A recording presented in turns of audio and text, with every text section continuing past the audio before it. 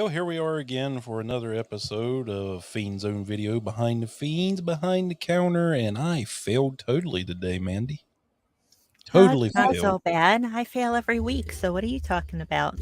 Yeah, but Steve Jobs cursed me today. My computer had to do an update, folks, and sorry about being really late to this. It's my fault, my bad.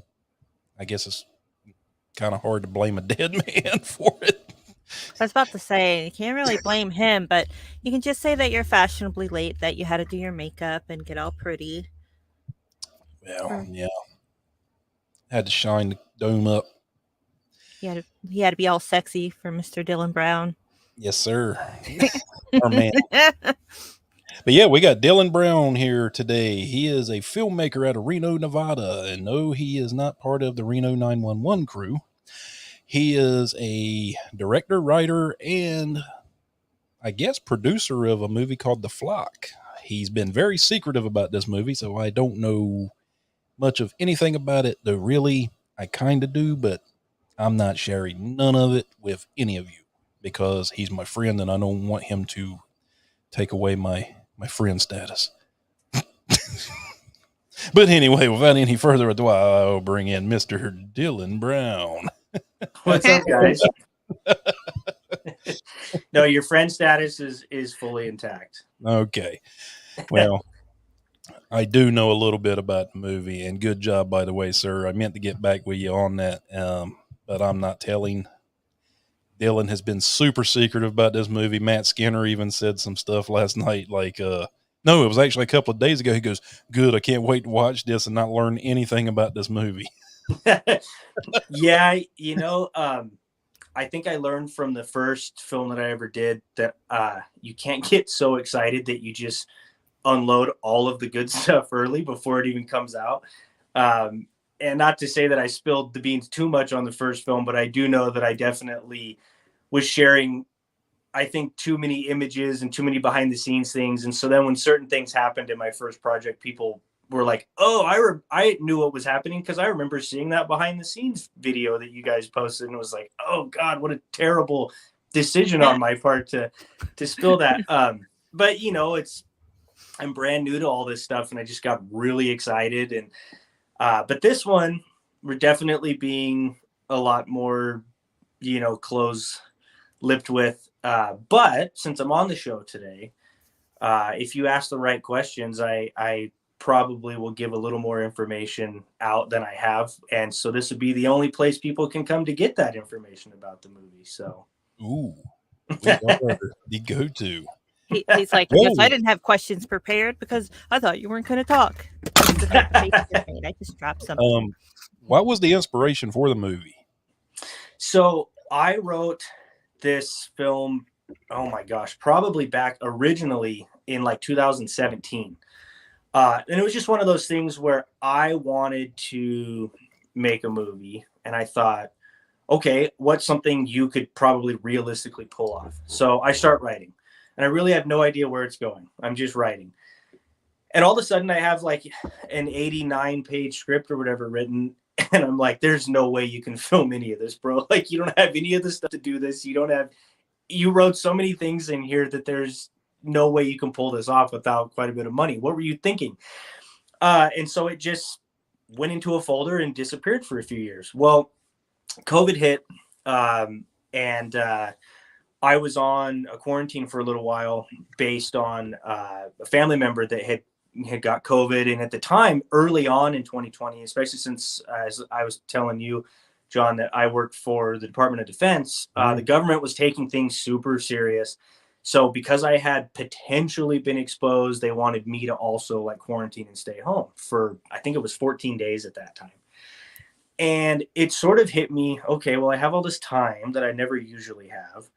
Maybe you should start retweaking that script and start thinking about getting a little more serious about making films. And I had a YouTube channel for a while, did some small little short films, couple of things exclusively with my iPhone.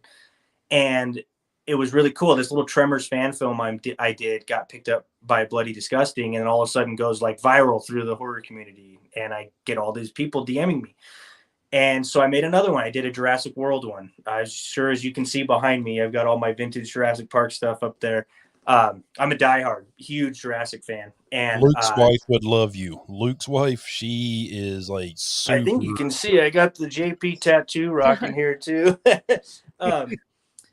And so I made one there, and that got put on one of Jurassic's biggest fan sites. And then that drove a lot of traffic to my page. And so I started thinking, okay, I have to stop with the iPhone films. I have to get a little more serious. And so I kept always thinking back to this script. And at the time, this script was called The Devil's Children. Now, I ended up putting a film out called The Devil's Children. And what that film was about an hour long. It was my first attempt really at going for it.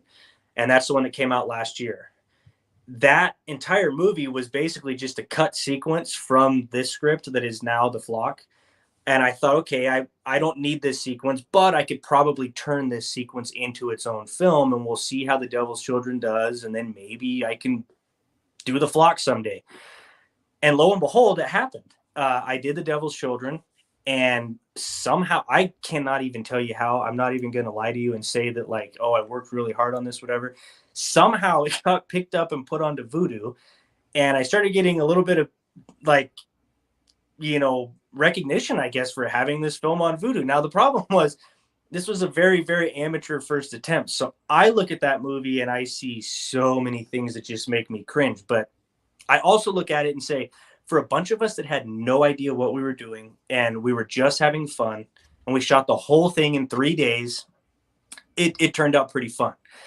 So it's out there, it's on Vudu, and it started to generate a little bit of income. Actually, I started seeing some payments coming in, and I thought, okay, this is the time to go ahead and do The Flock. And so The Flock is technically a sequel to The Devil's Children, but you don't have to have seen The Devil's Children at all to enjoy this movie. I would almost give it like a reboot or like what Sam Raimi did with Evil Dead 2. You can tell that is really just a redo of what he wanted to do with the first movie.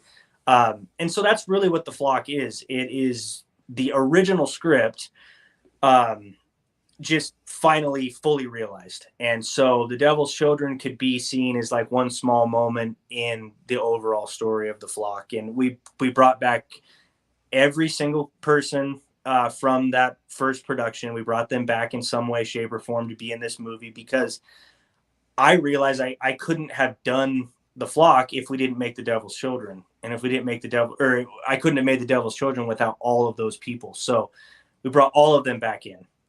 And it's been an absolute blast to sort of have a chance at redemption and do the actual story I always wanted to tell. So. Is that still up on Vudu? Yes, it is up there. And I encourage anybody, even if you absolutely hate it, to watch it, because every time we click it, we get money for it and it helps us a lot. So definitely get on there and check it out. I don't have too many horror movies I hate. I would be a bad movie reviewer. The only one I could say I've actually hated was Mandy. Not that Mandy, but the Mandy Nicolas Cage movie. I didn't like it. Oh, I liked parts of that movie, but there was like an entire first half where I was so bored that I was digging the kind of Hellraiser vibe stuff towards the end. But yeah, that movie could have been like a 30-minute short to me and been fine. I just go from all these movies, especially indie horror, as a thing, the time, the little money, and everything that you guys put into it, and that's what makes me appreciate it. So what if you shot it guerrilla style, on an iPhone or whatever? I shoot all my shit on iPhone, mostly for ads and different things like that. I tried to do a Paranormal Activity style show where Luke got possessed by the ghost of a dead breakdancer, and and then it sucked him off into some dimension, and then it came back and killed me. I'll have to share that with you. I shared it with somebody last week. I think Iron City Paranormal, because they were asking about it. It was terrible, but I tried. Oh, that's awesome. But hey, man, I mean, like you said, you got the best mindset of it. You did the thing. You went out there, did the work, and regardless of how cheesy you might think it looks. Obviously, other people beg to differ because, like we were talking about before we went live, horror fans are very fickle, and if they don't like Yep. something, they will damn it. Yeah, They will cancel it out. Big absolutely. time. Yeah, So I'm a part of this huge found footage group on Facebook, and there's, I mean, 50,000 members probably to that group. And so you're obviously going to have your trolls, and you're going to have your diehard fans, and you're going to have your people who never comment or whatever. But there's a lot of people who are very, very opinionated in there. And I think The Devil's Children is probably one of the most polarizing projects in there currently, because you've got a lot of people who saw what we were attempting to do and appreciated it for what it was. And then a lot of people who just flat out think we're just terrible people because it's not the movie they were hoping they were going to see or whatever. It's very strange to me that there are people who feel like they are entitled to a big budget feel. But then when you post in groups like that for, hey, we're raising funds, then a lot of those people are never around. So it's like, where do you think the budget comes from? I'm not pulling money out of my own bank account just to make you happy, Mr. Horror Expert, online man. But when I started seeing the payments coming from Tubi, is when I really started to feel like, oh, people are actually watching this. Like, this is really cool. And the guy who's distributing for me was like, he goes, is it the biggest thing I've ever helped distribute? Absolutely not. And he's like, but you're much better off than a lot of the other stuff I've distributed too. He's like, you guys are getting seen. And I think what helped was it's a 1 hour runtime. It was, I knew the limitations, so I did not try to stretch it any further than that. And I was a little worried about a 60-minute film, but then I started noticing, I think a lot of people want to normalize shorter films because we don't always have 2 hours to spend. Or myself, I'll watch a 2 hour movie and I'll realize, why was it 2 hours? There's so much fluff here. I'm flat out bored. I've always said the perfect horror movies never go over 90 minutes. I 100% agree. 100% agree. Have I seen some really good films that have been longer? Absolutely. But I've also seen moments in those movies where they easily could have trimmed the fat. I loved Malignant. I was such a fan of that because it was a movie that just had no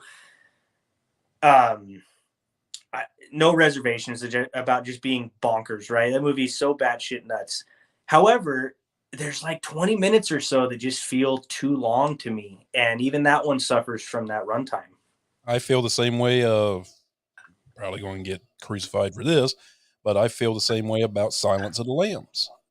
As much as it's hailed as a masterpiece, there's at least, like you said, 20, maybe even 30 minutes that they could have cut out of there and focused more on her interactions with Hannibal Lecter and then with Buffalo Bob, But we had all this extra exposition stuff that was like, hey, don't need it. You don't.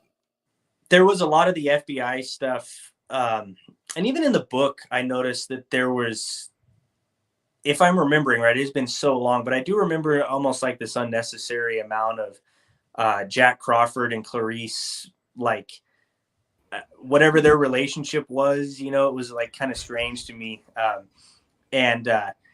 But so, yeah, I do agree that if they would have maybe focused a little more on Clarice's just character arc instead of the FBI side of it, that Silence of the Lambs, yeah, you're right. It could have been trimmed down and been just as effective.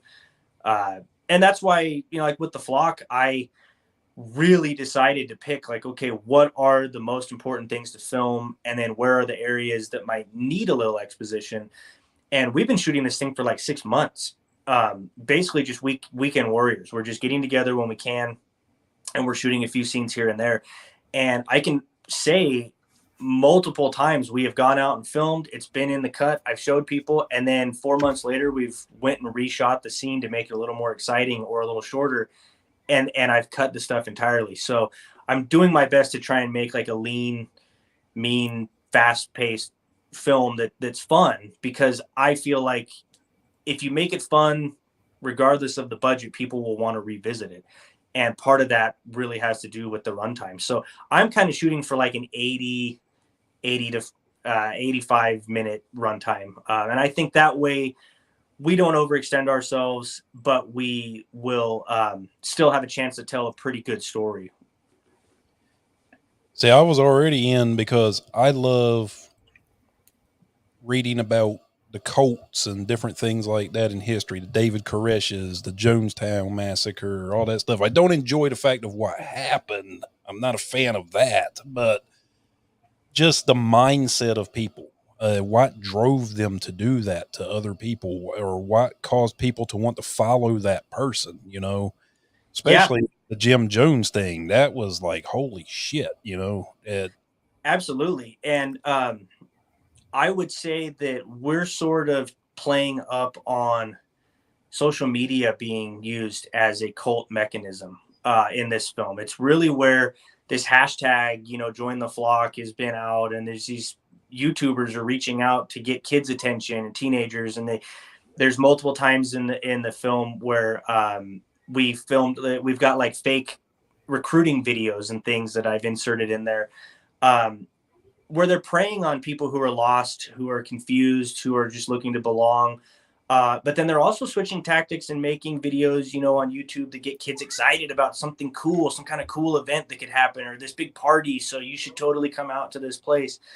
And it is using social media as that sort of brainwashing tool to make people feel like they're part of a community. And it's clearly only for the benefit of one person. And I definitely used all those famous cult leaders as my motive, or what's the word I'm looking for, as a reference for our main guy. And he's very much kind of given, it's funny that you brought up Silence of the Lambs. He's really given that Hannibal treatment where he's probably only got about 15 minutes of screen time in this film, but he's definitely going to leave a lasting impact, because we had a lot of fun creating that character, and he's terrifying because he is charismatic, and he does bring up, I feel like, some good points with some of his rants and things that he goes on, which a lot of them have. I remember seeing stuff with David Koresh, and you'd hear some of the things he would say, and it's like, I totally understand how somebody could easily want to align themselves with this, because they can make it seem so tailored to you personally, and this is the type of community you should be with. It's like, cult leaders are probably some of the most charismatic people out there. I don't think they're always terrifying on the surface, otherwise they wouldn't get the followers. And that to me is what's so scary. Because we meet people like that all the time who are very easy to talk to.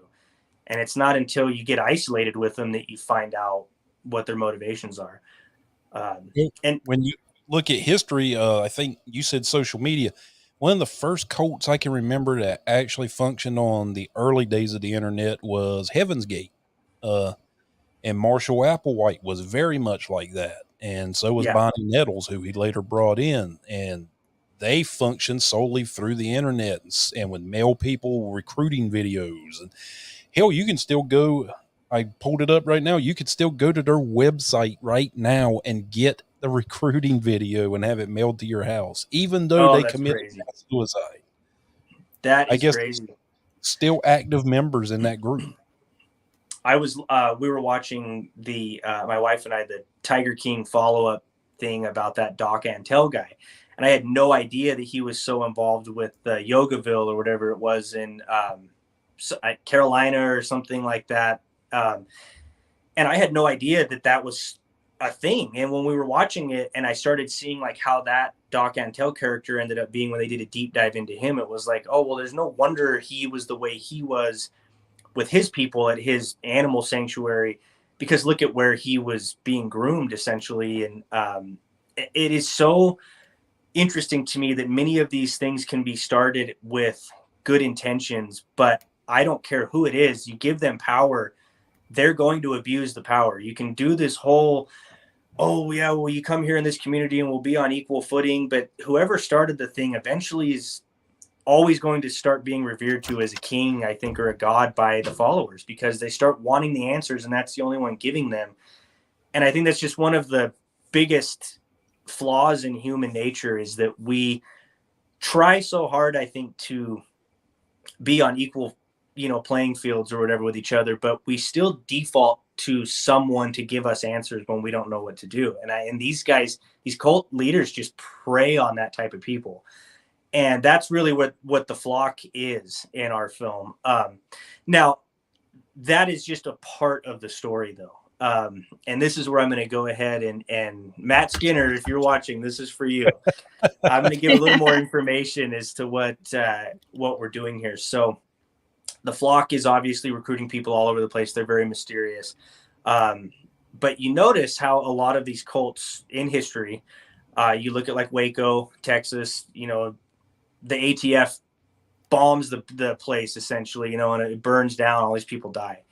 So I wanted to craft a story where maybe the church, the Catholic Church, is hiring their own mercenaries to infiltrate these cults and stop them from raising demonic entities, which is, what they're worried these guys are going to eventually do. So the church has got these mercenary groups that are outfitted with weaponry and, basically blessed by priests and things to go hunt down cultists.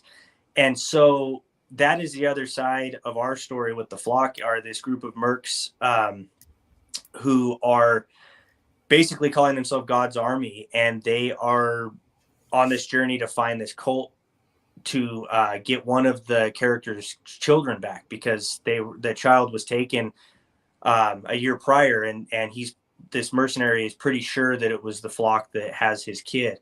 And so then we have our other group of characters who are trying to join the flock because they very much believe what is being preached there.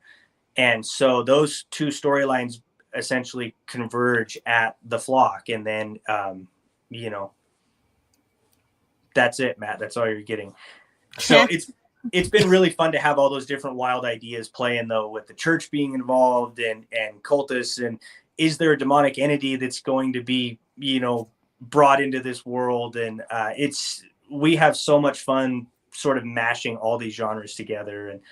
And if people are a fan of stuff like Commando, I definitely went hard with like the macho cheeseball B-movie action stuff with our mercs, because I love those type of movies. And so I definitely wanted to have that like 80s, 90s action feel with these guys. So they're all, buff dudes, and they have some kind of corny one-liners and stuff, and they're outfitted to the teeth. But for me, like, I eat that stuff up. So I had to have that in this film. Rambo First Blood Part 2. Oh, absolutely. So much I'm coming to testosterone. get you. Grab that Mario, look, coming to get you. Hey, yo. Adrian. Ooh. Didn't Vatican City used to have mercenaries? I think so. I was reading some stuff, and I think I read something like that, and then I was kind of pissed that I wasn't the only person to come up with that. It's like you get an ego, you're like, oh, this is the best idea ever. Oh, wait a minute. I think there's actually been stuff going on since like the 1400s with them having people that went out. But yeah, they had the Knights Templar during the whole Crusades in the Middle East. Yeah. And so we sort of play on that a little bit. These are definitely guys who have seen some shit, we'll say. They have been out there before doing stuff, but this is like a deeply personal mission for the one character, because he's really hoping his child is there. And he's also hoping that if his kid is there, that he's not been completely indoctrinated too at this point. And so it is a fun story, because we have this sort of parental underlying message going on through a lot of the film. We've got the demon Moloch is our entity, and really, the only way to bring him through is with child sacrifice. Yeah. So we have a lot of that going into play. Then we have this guy who's the mercenary who's looking for his son. We've also got the leader of the cult who, constantly refers to everybody as his children and stuff. So there's this kind of weird thing going on there too. That's fun. And the film is definitely not that deep, but I just started noticing as we were cutting stuff together that there is this running theme. And I swear it has to be because I'm about ready to be a new dad. I'm thinking it was like subconsciously coming out or something as we were crafting this thing. Well, congratulations, sir. Yeah, thanks, man. The whole Moloch thing, well, that's big in the conspiracy theory side of the street. Like with the Bohemian Grove, the Bohemian Club, they claim that they worship this giant owl out in the middle, which it's been proven they do put on this play called the Cremation of Care where they sacrifice a fake effigy. Yeah, and the owl is out there. I've seen those pictures. Yeah, so it really exists, but Bohemian Club says that they are a art and theatrics type of thing. Well, some of the most powerful people in the world are part of this group. It's like a $25,000 fee to be a member of it, and it's like every year they go out to this place and they do this whole thing, and world leaders are out there, and it does raise eyebrows because you're putting on this Babylonian style play of sacrificing a effigy to a demonic spirit that is in the Bible that basically feasted on the souls of children. So, Yeah, I mean, that's why we went with that demon, because it terrified me when I read about it. I was like, God, this, of all the demonic entities, like this one is horrifying.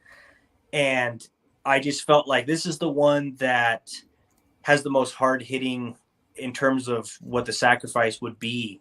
And so you think if these people are so, ready to worship something like that, what wouldn't they do, if they're in your community? And so that's why I just had a lot of fun with this group, the Flock, preying on people through social media, because I have a stepson as well, and I see how he worships YouTubers, and a lot of my friends' kids, they love the YouTubers.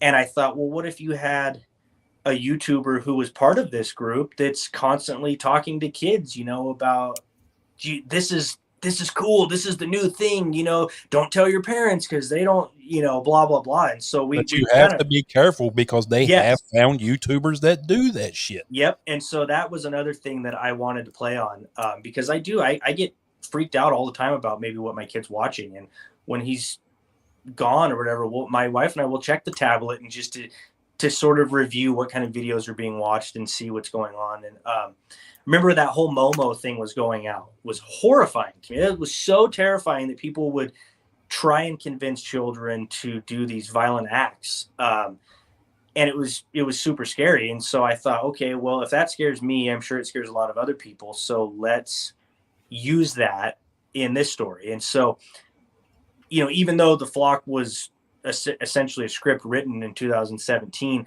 I have injected a lot of new ideas into it, and it's just sort of been ever evolving.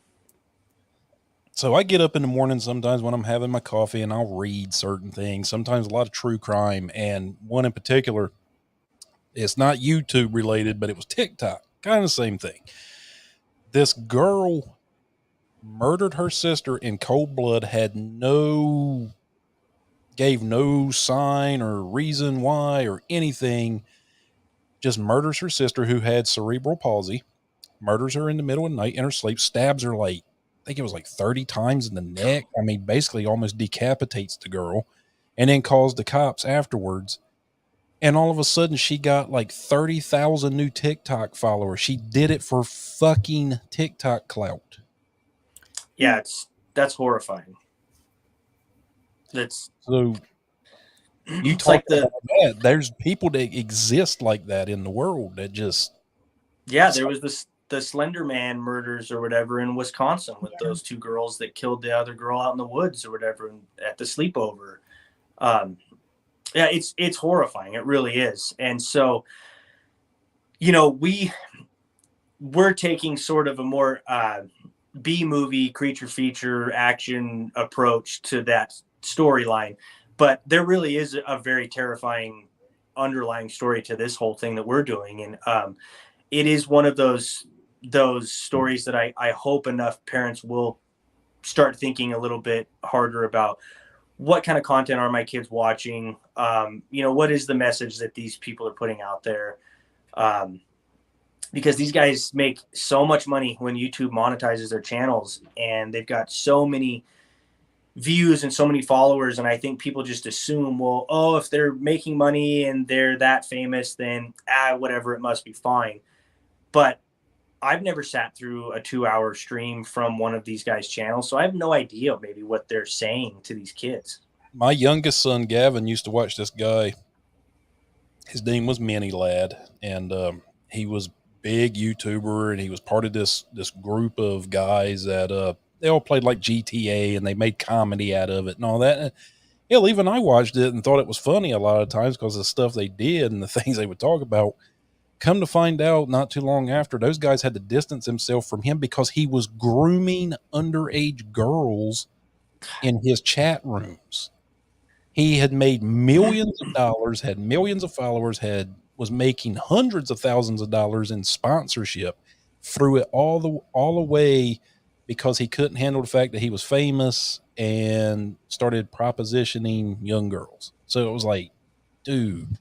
It just seems to be such a growing trend too. That we know these people have always existed, but I swear, just the ease of people being connected, with the internet, it just allows the predator to hunt in such a wide range now, and it is horrifying. It's terrifying. The internet has been groundbreaking for so many things, and I mean, it's the main reason it's allowed me to make films and things and get things out there. But it's also just a horrible, terrifying place at the same time. And I mean, Jared, the subway guy, nobody would ever thought, and lo and behold. I know. I still, it's like you look at those commercials when he was on there and you think, oh, what a cool story. This was this big fat guy and he only ate Subway and he exercised and he made something of himself. And like, that is such a great inspirational thing. And then that stuff happens and you're just like, well, I hope he's getting served up a $5 footlong in prison, because that's all I can say. Oh, I'm sure he is. I used to work for a jail back home right before I joined the military, and I can tell you, inmates normally ain't too kind to guys that touch kids because, yes, they're inmates, and yes, they've committed crimes, but a lot of those guys still have morals and still have – we lost Dillon. No. But anyway, to finish my statement, a lot of those guys that are in prison, though, they do have – there he is. Oh, there we are. There you are. But I was going to finish.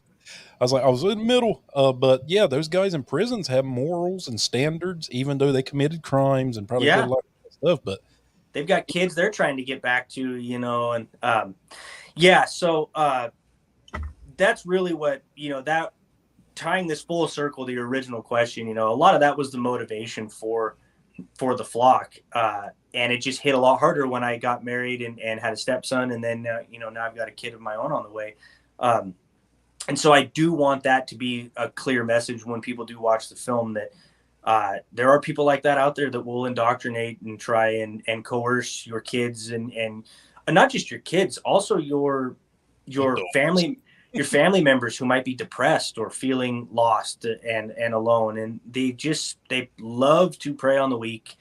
And this movie definitely goes hard into that. But we also have a lot of fun horror surprises too. I mean, I get to work with a fully practical creature, which is my favorite thing ever. And like, we went full, like, old school with it, like man in rubber suit monster. And I love it. And he's big and he's so cool. I'm looking at the headpiece of it right now. It's actually in front of me. And no, Matt Skinner, you don't get to see it. So are they only encountering that one demon, or do they encounter other demons on the way too? In this film, stop them? This film, we are just working with Moloch. That is our primary thing.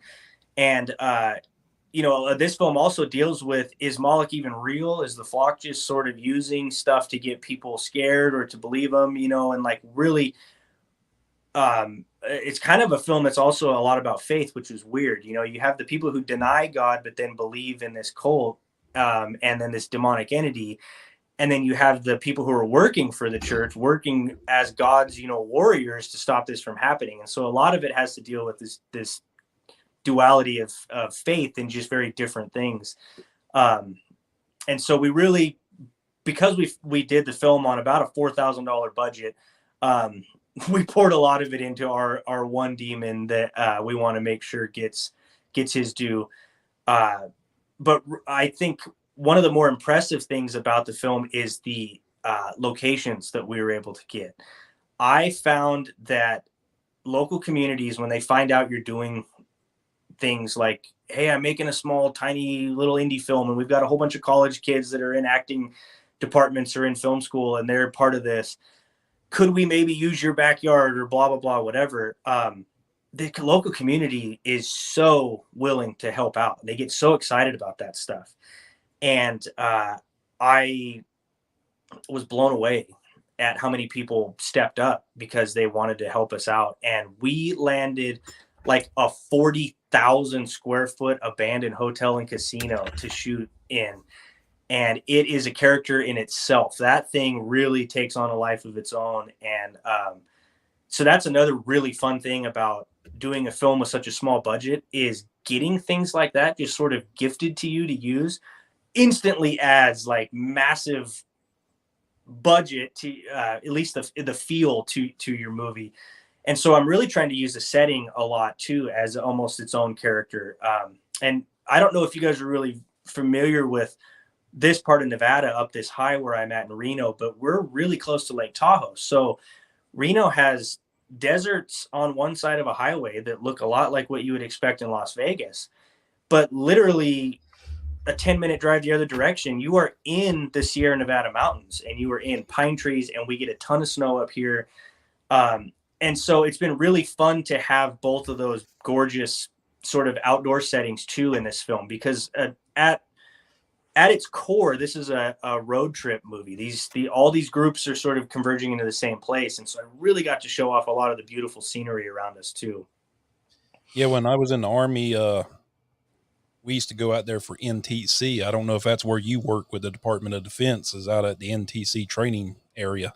No, I'm actually on the California side, so I cross the border every day to go in. I work at like a surplus base where essentially everything that the Army is storing comes to us. And then we get that stuff together, we fix it, we sell it off if it's not, going to be used anymore or whatever. So you were essentially like a depot, because I was a mechanic. It's kind of like yes, a depot. Yep. Yeah, we're exactly right. And it's all about reutilization, trying to save the Army as much money as possible by fixing what we can. But we have, everything. We basically boots to helmets on the soldiers, and then everything from tanks to Apache helicopters. It's pretty cool. I tried really hard to film some stuff out there, but they weren't having it. So guys that don't know, NTC is nighttime tactical combat training, basically. And we would go out there, and God, sometimes I think 2-3 weeks we would be out there in the field, and it was basically just all nighttime operations. You were constantly in nods and shooting tracer rounds and all this other stuff. It was fun. It just sucked during the day when it was like super hot. Oh, I can only imagine. But you could see the lights of Vegas just off in the horizon, and you're like, it's so close, but I can't get to it. Yeah, that's Reno. We're basically mini Vegas. We like to tell everybody we have all the same stuff they have, just on a much more compact and smaller scale. Reno's a lot more laid back, though. Yeah. Oh, it definitely is. It's still 24-hour lifestyle, but it is definitely. It's much more laid back than what Las Vegas is. We don't have near the tourism. And then a lot of the tourists, when they come in, they want to hit Tahoe because it's famous for skiing, and that lake is just unbelievably beautiful. One of these days I will make a film up there at Tahoe, because it is so pretty, and so many filmmakers would love to film there, but it's a long ways for them to get there. And it's like 30-minute drive for me to get up there. So Reno's kind of taken off on the real estate side, hasn't it? Like a lot of people are wanting to move there now. And yeah, well, we have a Tesla factory out this way, and Panasonic, and Amazon's got a bunch of distribution. So it is, it was really tough on my wife and I, who were buying a house last year, because, we're middle-class Americans. And so seeing these prices skyrocket, we were like, oh my God, we're never going to be able to do this. We're never going to be able to be homeowners. And thankfully we found the right place, and it allowed us to get into a spot. But it's already, shoot, I think our place, we've been in here about 6 months, and it's already like 40,000 up in equity, and we've hardly done anything to it. And it's just because places around us are all selling. So it's really cool, but it also, there's this like massive fear that it's just going to come like crashing down at some point too. Yeah, and I'm pretty sure you all ain't ready just to up and sell your house just to get $40,000. No. You know, but that was the same thing here in Hawaii. My boss just sold his house because he was like, I bought it for $750,000, and when he sold it for like 1.2 million, and he had only lived there for 3 years. Yeah, that's crazy. That is nuts.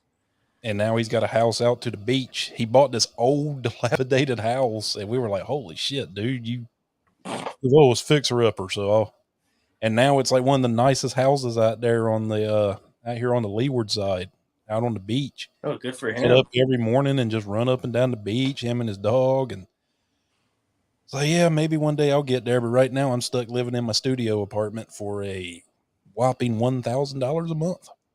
Whew. Must be nice to be so rich. Yeah, I'm rich. I was talking about your guy on the beach.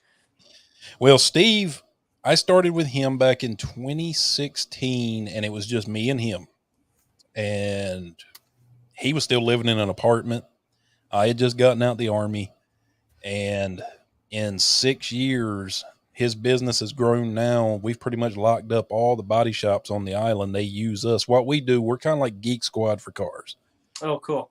So we do all the computer stuff. Like your cars, if you have lane change assist where that little light comes on your mirror to let you know not to go over, we recal those. We do all the cameras. We do all the computer systems. So we're like a Best Buy, but for your car. Yeah.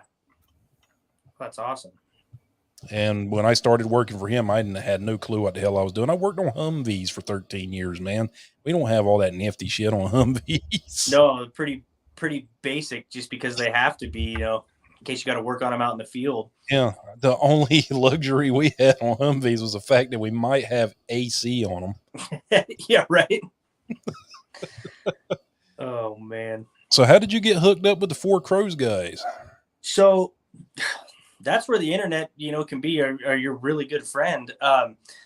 In that found footage group, when I was either being,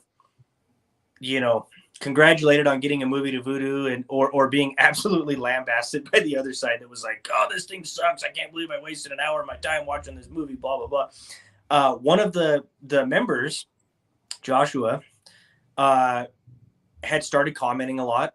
Super nice guy. And he sent me a DM one day just saying, hey, I would love to get a film off the ground. Do you have any advice? And I'm thinking, okay, I'm probably the last guy you want to come to advice for, because I'm currently being like torn apart in this group that you've been in. But he actually really liked the film. And he was like, I saw the potential and I saw what you guys were doing. And he's like, frankly, I was entertained by what you guys did. And so I thought, okay, well, this guy's cool. He's at least one of the nice ones, and I'll give him any kind of info I can. But I'm not going to lie. I will say that I was also thinking like, okay, everybody that does send me a message, they always want to make a movie. Or I've written some books before too, and I'd have a lot of people would say, oh, I want to be a writer. What do you do? And I'd always think like, well, how many of you are actually going to do this? And I know it's super exciting when you first start, but then a lot of people just bail out. They go, oh my God, I can't do all this work. But Josh was just like one of those guys I could tell, like he for sure was going to make this Mothman film that he's currently working on. It was going to happen. And so we started talking, we were bouncing some ideas off of each other. And then I started noticing I'm up late at night and we're like, he's giving me like actual plot points and we're discussing things and things that could happen with the movie. And so I was like, oh, this is really cool. I'm going to have a chance to maybe be involved with this guy a little bit more than I thought. And then Jake Robinson was doing the Wendigo film, and I was seeing his stuff in the found footage group being promoted, and he was getting ready to start production. And I think it was Josh that maybe put the group together in a Facebook message. I don't really remember. And this other guy, William Howard, was working on yet another film, another indie thing, not found footage, but a really small budget thing. And somehow, I think just through all the different groups we were in, the four of us eventually started talking. And we were like, hey, this can be like a safe space for us to come to when we are freaking out about our movie. Maybe we can come in here and offload all of our fears, and then everybody can help you get through it, or give you some advice on what to do, blah, blah, blah. And I don't even really know what happened, but then just like all of a sudden they're creating all these cool graphics, and then people are like, we should come up with a name. And then it was, we should become an actual group. Hey, we should just become associate producers on all of each other's films because we've been talking about it like crazy. And I started realizing these are the guys that I need to be with. I need to be involved with creators that are like this because they are so passionate. They're so driven.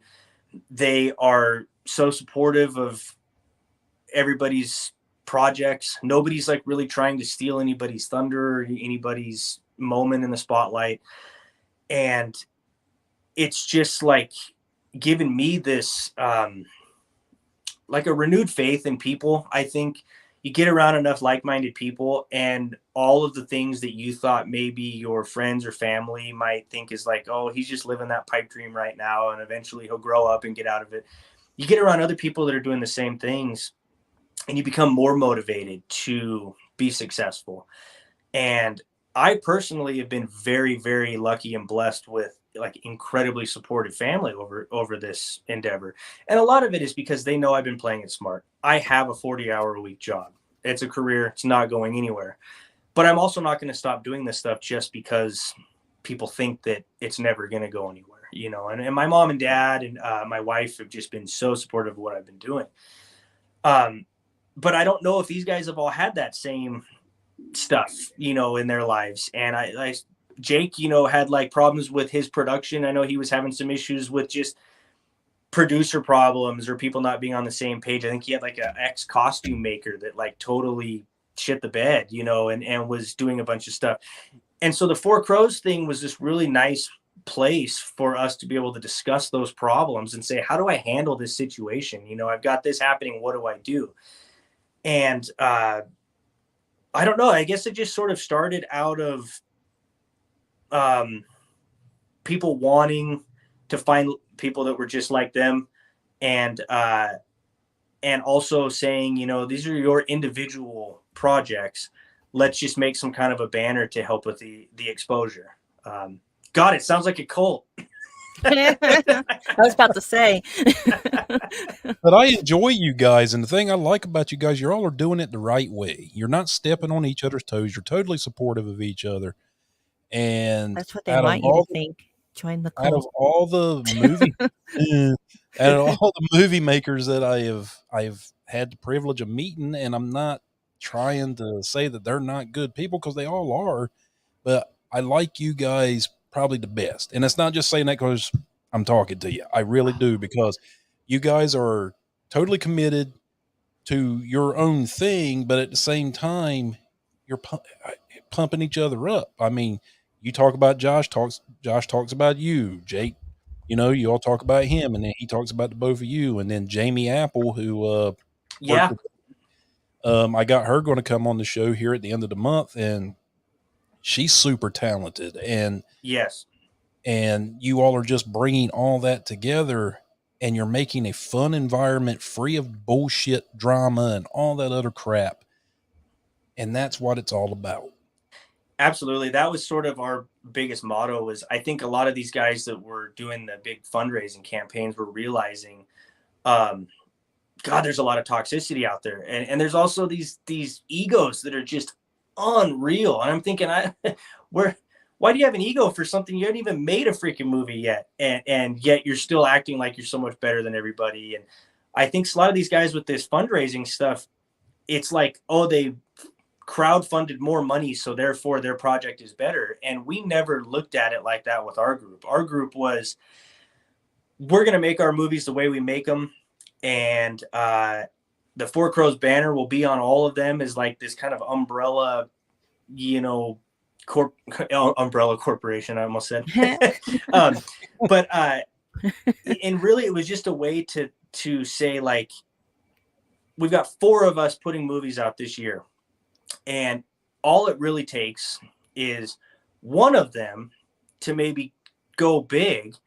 But since everybody's names are attached, maybe that person gets an opportunity, and then we bring the other guys on board as crew to then get them involved with the project too. And I just don't really, with this group of guys, there's nobody that's like, oh, I have to be in charge or whatever. It's like if one of them was to pitch some amazing film and say, hey, I want to direct this and I want you guys to be all a part of it, I would 100% be totally fine with them being the director on the project. Because I'm not the type of person that looks at movie credits and says, oh, well, I don't care about anybody else's names on there, only the director. And I just don't feel like any of them are that way. It's like anybody could probably pitch a script and be fine if anybody picked it up to actually direct it. And that's just really what I'm picking up from the 4 of us. One thing that's really cool that we're actually trying to do is set up a theatrical, very, limited theatrical run where we'll just take our movies and we'll get a theater to let us show them. But since we have this whole Four Crows thing going on, and since all the films will be done this year, I think one of the things we're trying to do is put together like this Four Crows event where essentially it's like a mini film festival, and it would be like a whole day of horror movies, and it'd be all 4 of our films spread out. And then we could be there. We might have a few members of cast and crew from everybody's projects, and we could do like Q&As and stuff. And it would just be like a whole event for the 4 of us. And so that's probably like our first big thing that we'll try and do together. Because as of now, I think except for Jake and Bill, who live close together, they're in Carolina. I don't think any of us have actually really yeah, that's right. I don't think any of us have really hung out together or met each other in person. It's basically just been all through online correspondence. But the way you all talk about each other, I was like, man, are they like childhood friends or something? You would think it, man. Here's an example for you guys of how this is so much different, I think, than how a lot of other filmmakers work. Bill had access to like all of this amazing royalty-free sound effects and all these film LUTs and all this stuff that I didn't have, and Josh didn't have, and Jake didn't have this particular thing. And Bill's just like throwing out his email and password to the accounts and telling all of us to just log in and use it whenever we want. And it's stuff like that has been going on since we started meeting. Just like, oh, hey, by the way, I bought this a while ago. Yeah, you guys can use it. It's, free of charge, whatever. Now, I don't know if this has been mentioned yet by Josh or Jake, but I will go ahead and drop the bomb. But the Mothman, the Wendigo, the Great Dismal, which is the Bigfoot film that Bill is doing, and the Flock all have interconnected Easter eggs to make them a conjoined universe. So that'll be something really fun for people to check out. Yeah, Avengers from Hell. Yeah. Yeah, we're really excited about that. That should be really fun. So who gets to be Tony Stark? Yeah, God, we just had his money. But that's cool that Bill does that for you guys. I've done that with Mandy. I was like, here's the keys to the website and to the StreamYard and all that. If you know anybody, just throw them in there and we'll figure out where to, set a date up for them and different things like that. Because I trust her, and yeah, I mean, Bill's kind of like the group dad. He's older than all of us, and he sort of, I think, just brings like an experience level because he has been around some films and he's done a lot of photography and stuff. And Bill always seems to be like the really cool head about a lot of things. But the really funny thing is I probably made, like, with The Devil's Children, like the most amateur movie I could think of compared to what some of these other guys have done in their past. But I'm also the only one that landed a streaming deal. So I have that sort of side of things that I get to bring in is these are the people that are going to try and rip you off. So this is what to look out for. And this is the type of deal you're going to want to find. And this is how you get in touch with these people. So we all sort of had this unique skill set. Jake is like an amazing cinematographer. He's really good with his camera stuff. He's very knowledgeable with the camera. So is Bill. Josh has the writing ability of his writing is just as good as anybody in the industry, I would say. The story that he crafted for Mothman, it's like the guy was just pulling ideas out of the ether when we were discussing, and he's really, really talented with that. Yeah, So because that legend where he, I'm from and Jacob's from, and then when you go up into Virginia and Carolinas, man, there's so many stories about that Mothman. It's just unreal how much material there is to pull from. yeah, well, and the cool thing about Josh's film is I don't think there's been a Mothman story like this. And I know for a fact that his Mothman is going to be a very unique Mothman compared to what people are expecting. So he's just got a, what's that? I've seen it. Have you seen all of it? Yes, I've seen it, but It's I ain't very telling nobody. I know, right? And you showed me a picture. Jacob showed me a picture. That's what I could say. I am totally just. Oh, did I show you Moloch? Yeah, I am. That's right. Humbled and honored and privileged that you all trusted me enough to show me that, and your secrets are all safe with me. I'm not showing. You can beg Mandy. I'm not showing nobody. I was already deleted the photos. You. Whatever. I saw it and I instantly deleted it off of my Facebook. So well, that's what he's telling you. He has like this paid site that he's like offering like everybody like secret accents. It's like he goes, "Give me $1, I'm going to show you something that's going to blow your mind." Yeah, put I it heard up him say it before. Fans. It's like an OnlyFans for monsters. Yeah. If Mandy wants to see Moloch, I would definitely send it to her. I have no reservations about that. Thank you. Yes, I would like to see him. Well, I can't do it because they're my friends and I don't want to step on their toes. No, I don't need you, John. Whatever. Mandy's here with us now, so she's in the friend card. I'll stamp her on it just like where you're at. See, look at that face. He's turning red. He's like, I'm the special one. Whatever, John. No, we can definitely. I'm just that way. I would much rather them show you than to me do it, and then they'd be like, "What'd you do that for?" Because no, we appreciate that too, because so many people get excited and then they end up spilling the beans, and they think, "Oh my God, you have no idea how long I've been trying to keep that a secret." And I mean, this is the first time I've really got to divulge stuff to the public who's watching this about the flock. I have been really tight-lipped, but not really for any particular reason. I didn't want people to know that that's what this movie was about, but I didn't want it to be out there too early that that's what was going on.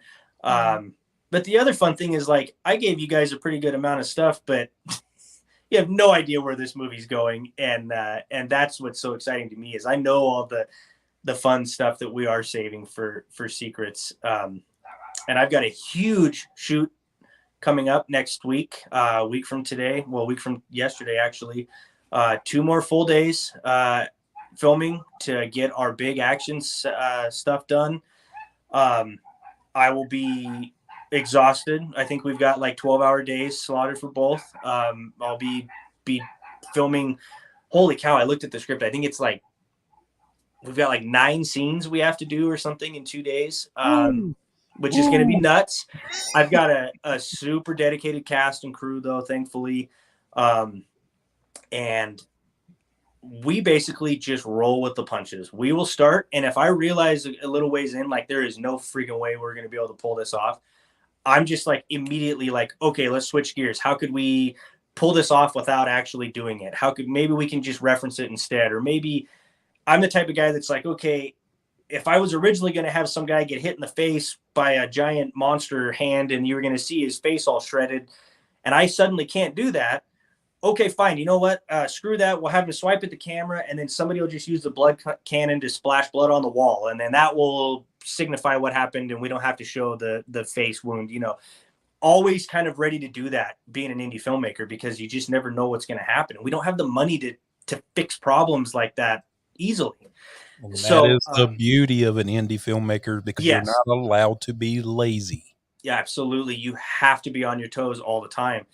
And so that's one of the big things that we're going to be doing this next weekend with those shoots is basically just we know what we want to film, but we're also prepared to film what we can. And I'm super excited. It's going to be so much fun. And once that's done, I'll be completely in post. Now, since we've been doing this for 6 months, I've been editing this film together already. So really, I'll have, a month or so of editing to get all this new stuff in place, but then the film will be pretty much ready to go. And so I'm thinking I'll be able to start sending out full finished screeners by, May, and then starting to hopefully get film festival submissions and stuff by this summer. So then they can hopefully play in the fall, and we'll just see from there where it goes. But it's definitely nearing its end. I'm super excited, and I have probably got to get back to dad duties. And so I thank you guys so much for having me on. So it's been unbelievably fun to shoot the shit with you all day. How long before you and Mama have the new one? The new April baby? 11th is the that's the scheduled C-section. We're doing that. This Mama needed to have that to be a little safer based on her first pregnancy. So unless he decides to show up earlier, but it seems like right now it's still on pace for that. And my stepson is so jacked up about having a little brother on the way. So it's been really fun. Yeah, enjoy them while they're young, man. Because believe me, both of my boys are now in their 20s. And every time I look at them, it's like I couldn't wait for them to get grown because they were so rambunctious when they were younger. But now that they're grown, it's like, damn, I wish they could just go back to being those little boys again. That's what everybody keeps telling me. And so I'm definitely taking that to heart. And one of the really fun things about my stepson, he's not almost 9, is he can't really watch the movies I make yet because I don't want him to be exposed to a lot of that stuff yet until we make sure everything's ready. But a lot of that has to do with his stepdad, so we'll just leave it at that. Yeah, I grew up on it, and my kids have been watching it since they were babies. I'm like, I'll stay out of this conversation. Okay. It's totally cool. It'd be one of those things where I would 100% be like, yeah, for sure. But I don't want it being brought to the other household of guess what Dillon let me watch. And it's like, oh God, here we go. Here's the drama. Yeah. You're sadistic. But I got to have him actually on set with me. And he helped out as a little junior production assistant for a scene we were doing. And so that has been really fun to me, is to have him getting interested. And so that's where I think a lot of the immortalizing him as a little guy. And then the new one, same way, is trying to get them involved in this filmmaking stuff and get all those pictures and all that video footage of them helping out. And even if they're not seeing, knowing that they were there when I was shooting that film or whatever, will always, when I watch that film, will always, have that fun connection too. Yeah, and you're starting him out kind of like a Spielberg. Because Spielberg, from what I read, was running around with a Super 8 camera when he was like 8 or 9 years old. Yeah, wow. I hope he's smart enough to do all that stuff. So I'm still thinking he's going to be a wildlife biologist or a veterinarian, but maybe I can get him to deal with dead animals on films instead of wounded animals on. Yeah, keep that in mind. My son, he would always run around in a fireman costume. And I mean, for 2 years straight, he would not take off a fireman helmet. And he was about 3, 4, it was about 5 years old when he stopped, kind of. And he tried to explore other things, but he's actually a fireman now. Oh, that's so cool. So. Yeah, I got a stepson too. And I always tell people, I said, though he's not blood kin to me, I raised him. He is mine. 100%. I feel the exact same way. He's my little horror nerd in training. Yeah, I was bad. I used to show Gavin 80s comedies like One Crazy Summer and Police Academy and all that stuff. So he ended up falling in love with Bobcat Goldthwait. I don't know if you remember him. Oh, yeah. Oh, yeah. Oh, yeah. So he became like a super fan for Bobcat. That's so funny. Dillon, I'm like really excited for you. You have a new baby coming, and with this movie and everything, it's like I'm sure you're like ecstatic about all of this. So it's like good luck with everything, and it's gonna be great. Can't wait. It's been fun. It's a lot on my plate, but I wouldn't have it any other way either. So you are blessed, my friend. Life is good.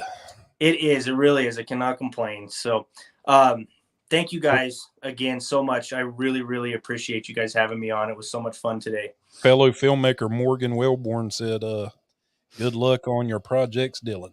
Oh, thanks, Morgan. I appreciate that. All right, Dillon. Thank you so much. All right, guys. See you again, Dillon, and I got a contact for you. I'm gonna send to you about film fests. He was on my podcast last week. He's in that Grim and Bloody podcast, but he does a lot of organization for film fests and different things. Oh yeah, you can always use those kind of contacts, man. So, I'll send him to you. Awesome. All right, guys. Thank you. Absolutely, Dillon. Dillon Brown, everybody. Keep looking for the flock. It'll be coming soon. See you later, bub. Later, guys. All right, Mandy, how's your life been this past week? That's how it's been. We won't talk about such things. It's bringing the curse upon to others if we do. My bad luck will just bleed on to everybody watching this. You've had some good luck this week. Not really. Certain things, maybe. I guess if you look at it that way, I guess I'm supposed to be like optimistic at all times. Just ignore the negativity. Yeah, sometimes I try to do that. I don't like being bummed all the time. Being bummed is kind of shitty. What was good to happen? Huh? I'm like, what was good that happened to me? Apartment situation and different things like that. That was last week, John. That's what I was talking about. Was last week? This past week? No, not this past week. That was the week before. Well, then you weren't on my streams all last weekend, so yeah. Yeah, because I have family things. Bull crap comes up sometimes, John. Sitting there trying to be like hurricanes. Trailer shakers. What's new with you, John? Give a shout out to Walmart. Your orange and cream seltzer water is the bomb. Oh, it tastes like orange ass. Tastes like orange and cream popsicles. The ones that look orange on the outside, but when you bite into it, it's got white cream in the middle. Everybody knows what to get John for Christmas. Orange sickles.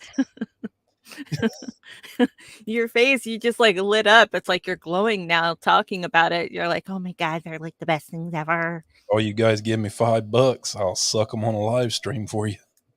That's horrible, John. That's really freaking horrible. This is not OnlyFans. We can't do that here.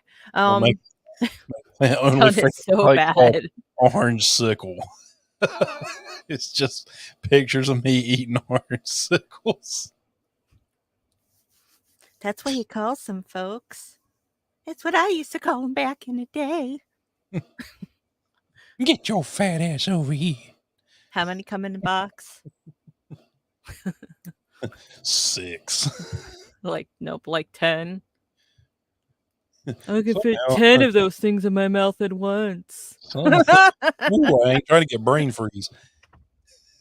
In today's news, podcaster John Evans has developed type 2 diabetes because of OnlyFans content. The culprit, orange sickles. Here's a picture of him now sucking on one. He also has innuendos and ASMR of eating his popsicles. Oh my God, you've watched his YouTube videos that do that crap? Yes, God almighty. And people get off on that shit. I know, it's so freaking weird. I remember when I worked for I shouldn't say their name out loud. I worked for customer service, like from home on a thingamajiggy bobs, and I'd work the night. That was the easiest.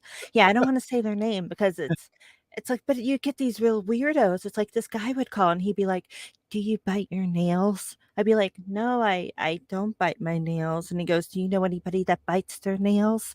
And I'm like, I go, "Probably, yeah." I go, I'm sure I do. And he's like, "Oh." And then you're like, "Okay, I'm sorry. I have to release the call."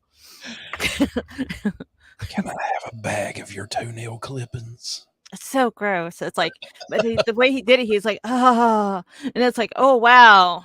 I was like, You that's all sure it he took. wasn't trolling you? No. He would call all the time. He was a regular. He would God, always call, and he would ask every single lady that would answer if they bit their nails. I love Oh my women. god! And then you had the perv that would call when we would show like the old lady granny panties on the TV, and they would call in and because I worked for a television network. So what would happen is they would be showing Shit is right. these granny panties on air, and then you'd get the guy that would call, be like asking if like if we wore them or if we thought they might fit his lady friend, and he'd just get into that too. And all you would ever hear them, you just hear these people, and you could hear noises in the background, like you would hear it, like the underwear guy. You always heard this, and you're like, okay, this has to end. I want those granny panties, but I want you to wear them and fart in them, and then I want you to mail them to me. One day air. John, you said that so quickly. I'm scared. I believe that's what he really wants.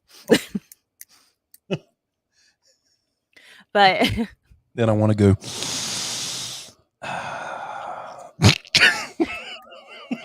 But yeah, there's just so many freaking calls like that. But you had your regulars, the underwear guy with the granny panties, because it was, they did not sell sexy lingerie or anything. It was just basically aimed towards the elderly. And there's freaking one guy in particular in Tampa, Florida, that has freaking issues with granny panties. They're so hot the way they start. They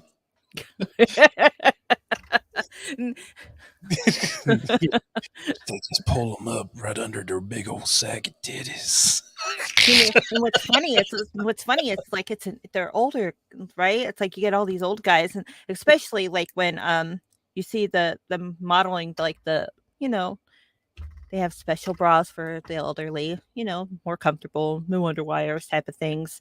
So when you put those on younger women, it's like, I swear there's guys out there that get off on that too. Jesus fucking Christ. They look like freaking tank tops, basically, and you got these guys being like, "Oh yeah, those are really nice." It's like, I think my girlfriend would really like those. Would you think they would fit you? How would you look in them? Be like, "Oh my god." It's like, where do you think this is going to go? It's like, where do you think this conversation is going to go right now? He gets on there. He's like, I was just in Walmart tonight. I was in the granny panties section. I was smelling them. But that was the same place where I used to get a kick out of people's names when they would call in too. But yeah, no, those calls were freaking crazy, man. But it's like it was never a dull moment. I promise you, it was never a dull moment with that company. I worked for Walmart while I was in college on night shift, and I can tell you there's some weird people coming to Walmart at night. It's like the night Well, breed. of course, it's Walmart. Everybody knows that. That's like already been documented. Yeah, but I thought they have the people of Walmart, the website. Yeah, but I kind of thought that maybe me working there on the overnight shift would be safer. No, not at all. It turned out to be worse. A lot. Well, they're like open 24 hours, and not to sound mean, because I know I'm a freaking weirdo. It's like we come out at night. I wear my sunglasses. It has nothing to do with what I'm saying. He just wanted to sing it. He's like, I'm going to sing it. I'm going to sing it proud. Go ahead, John. Keep singing. I can't remember the rest of the lyrics now. You fucked up my groove. I wear my sunglasses at night so I can look you or something, look you in the eyes, I think was the No, I don't think that's the words at all, John. I don't think you know the song. Hey, I think you're trying way too hard. You probably don't even know it because I don't know the words. I'm looking it up right now. I'm going to Google it. Listen to all that horror punk. I'm going to make a sunglasses stuff. I'm going to make a horror punk sunglasses at night. Probably sound a lot better. that song's kind of lame. I'm sorry to everybody who loves that song. I am sorry if it offends you, but I really find that song really lame. My damn cat got tangled up in my headphone cord and started freaking out. Lucifer would not leave me alone before. He's like, freaking love on me now, lady. What's the name of that song? I wear my sunglasses at night. Yeah, don't you talk shit about Corey Hart. Corey Hart's a goddamn international treasure. Just like Corey Feldman. Nah, Corey Hart's way cooler. No, nobody's cooler than Corey Feldman, especially with his new song. Yeah, that song is a little cringe. So it's I wear my sunglasses. Here, I'm gonna read it really funny. I wear my sunglasses at night, so I can watch you weave, then breathe your storylines. I didn't know that's what they said. Here, let's do this again. And I wear my sunglasses at night, so I can keep track of the visions in my eyes. All right, I'm done. I did not know that's what they said at all.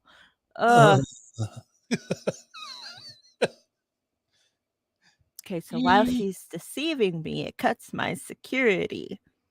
Has she got control of me? I turn to her and say, okay, this is where it gets really good, but I don't want to sing it anymore. Why not?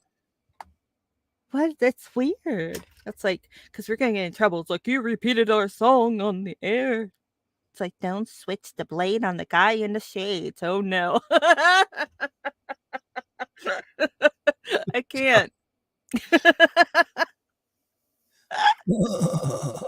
Oh, crap. Don't masquerade with the guy in shades. Oh, no. I can't believe it. Because you've got it made with the guy in the shades. Oh, no. Yeah. This is a horrible song. That's like with the songs from Police with Sting. Have you ever sat and like read the lyrics to those songs? And then realized like that there's like nothing to them and they were just so freaking huge. And it's like they basically I can see visions in my eyes. Two. But it's like it was seriously with like the Police songs, it's like the same crap. Yeah, it's just worded different. Him pining over some damn girlfriend that left him. I could see why she left you, Sting. Your music's super fucking lame. And half the time it's him talking about being some creeper teacher and some student trying to have her way with him. I'm like, ugh, man, Chris Hansen's coming to your house.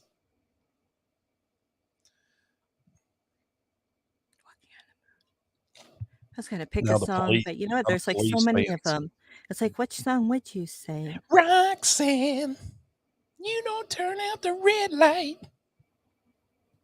Every time I can't hear Sting sing that anymore. Ever since I heard that in Moulin Rouge, you give your body to the night. All I hear is the strong man like sitting there friggin' with his little friggin' accent and everything. It's like Roxanne. So it's like that's the only way I hear it now. See, I can't do accents, so just gonna leave it there. But yeah, it's like you got that guy, he's like grumbling in, he's singing it with an accent. So that's what I hear from now on, is the Moulin Rouge version. So if you've never heard it, if you've never seen Moulin Rouge, watch it and then you'll understand. Sitting here looking at some horror trailers. Did you know? I know, it's like you're sitting on here and you're doing that. That's kind of weird. Did you know that they are actually making a Conjuring movie, I guess, based on the Crooked Man? That's cool, though. Yeah, I actually liked him. I wish they'd have done more with him, and now they are, thank God. The Crooked Man from the, what was it, the Crooked Place or some shit.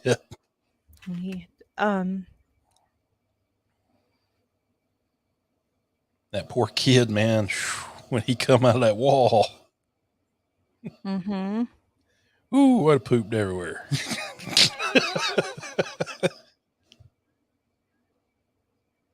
Yeah, and it was just the Crooked Man. I keep looking for a NECA figure of him, but I guess they made one many moons ago, and now on eBay people want like a shit ton of money for it. Then they're making a new Predator movie, which is actually going to have a female Predator in it, which is That's cool. freaking amazing. Yeah, because in the comics they actually have a human female that is adopted into the Predators tribe on their planet, and they train her to be like them, so she goes out and hunts people. The comics so much amazing. Comics actually way more engaging than the movies are to me. Yeah, they kind of I don't know. The quality of everything usually just kind of like gets watered down and stuff like that, but I still enjoy watching them though. I want to see this movie Uma. Have you seen the commercials for that? No, because I have to see it online if I'm ever online and I scroll through things, because I don't really watch TV or anything. Hold on a minute. I'll watch movies and everything like that, but I have to sit down and make time for it. But like with television and stuff like that, I don't watch TV. It's like if I start watching a series, it's usually when it's already off the air and I can just binge watch a couple of episodes at a time. So that's why I like the Netflix series and stuff. So John, I have to say something. I was so shocked and startled when I saw your head. Why? Because you've never seen my bald head? No, I've seen your bald head. I just wasn't expecting it. I'm always full of surprises. You're always wearing your hat. Predator versus Batman. Is that Bat in the Sun? What? No, I'm just thinking about Predator versus Batman because that's what Morgan just said. I want to see Predator versus Batman. So you know what? I totally that's a comic book series. I know, but Batman. Morgan, they also have Archie versus Predator. Yeah, Archie. It's just weird. I could see it. Well, that's the question I had wanted to ask Dillon. I'm gonna have to like post that on something, because like with the whole movie thing and stuff like that, like how he said that they were putting the Easter eggs in all the other films, so that way it's like one conjoined universe. It started reminding me of the Archie comics with the Riverdale comics, because they sit there and they have like they throw in those storylines with the like about different serial killers and monsters, and they put all their different spins on it. Well, I'm not comparing the work to that. I was just saying that it just kind of reminded me of that. Well, hey guys, everybody want to watch a trailer real quick? Because Mandy's not seen the trailer for Uma. Well, why is it going to matter? Just play it. Like, well, now Behind the Scenes presents watch it. The premiere of Uma. No, it's not really the premiere. I'm just sharing it. But here we go. I think it's going to be good. If it'll play. I think there's something wrong. Can you all hear it? I can. Mom, what is this? We need more colonies. But that's a lot more work. But it's nothing the two of us can't handle together.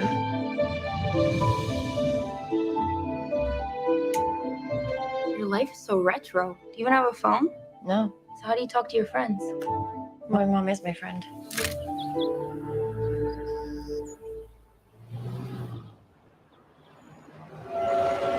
Stop! Turn it off! From somewhere. Who are you? 네 엄마가 돌아가셨다. 이 가방 속에 있는 한 엄마는 더 커질 거다. No! Get out of my house. 도대체 어떤 딸이 네 엄마를 버리고 떠나니? 어? What's in the suitcase? What's going on? I'm fine. I'm just worried about you. I said I'm fine. Who is this woman? That's my Amma. That was all she had. I remember so much screaming. I didn't want you to know her. Why? Some Koreans believe that life's hardships are caused by the tormented spirits of their ancestors. Amanda, you okay? I think there's something wrong. Is this what you want? A final resting place? That's one way to make it worse. Chris! I'm coming!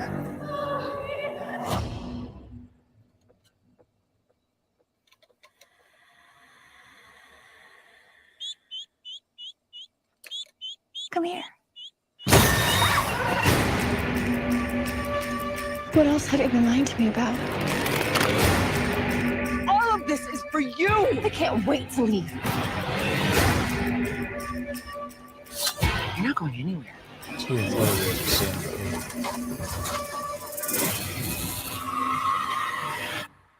Amma's here.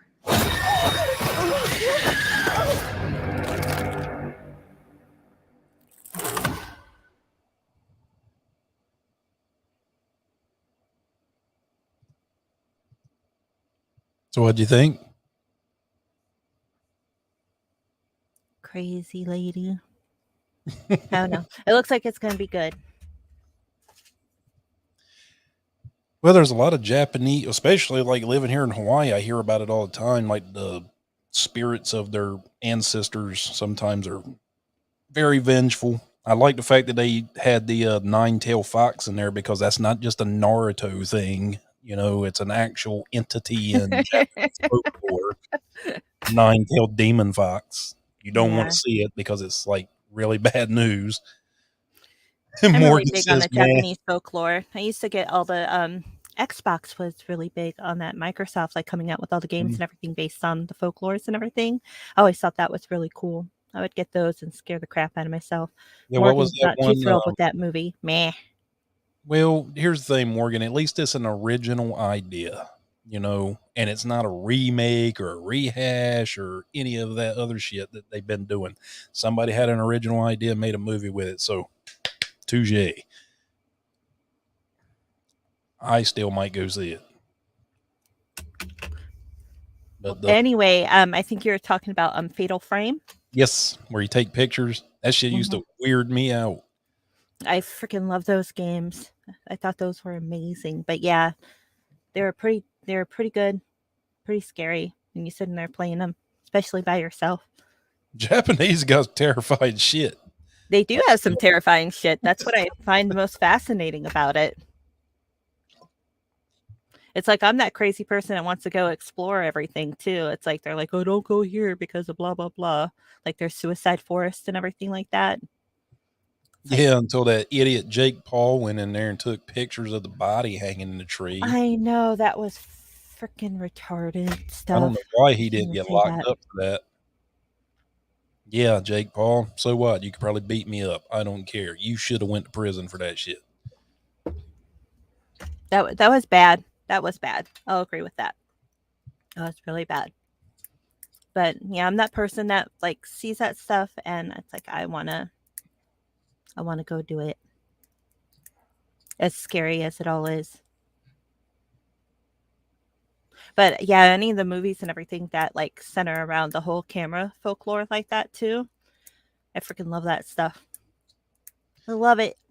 What is that demon called in The Grudge? It's something, because the movie The Grudge, as we saw it in the United States, it was an original version from Japan, and then our wonderful film people in the States bastardized it a little bit. But it had another name over in Japan. God darn it. I can't think of the name right now. But it was so much scarier in freaking the Japanese version. Yeah, no, the original one, was from Japan. That one was really good. It was a lot scarier. You're right. I liked the American one only because of Sarah Michelle Gellar, though. Yeah, so I'm not gonna lie, because it had Buffy in it. But yeah, it's Ju-on or something. Yeah, Ju-on. He murdered his wife and kid and the cat, And then they come I back know. on in his ass Yeah, and the whole reason why on in his ass the woman made the sound that because she was being choked. it was it's what happened after her neck was broken. It was the last sound that she made after her neck was broken. Yeah, but she fucked him up. Just the way she crawled around was what was, oh, fuck. Hell You're no. like, nope. I'd be like, hey, I wasn't the one that did it. He did. You go deal with him. I'll be over here. What is it like the grandmother in the one room? It's like in this, and the ghost is in there, freaking like hovering over her and stuff.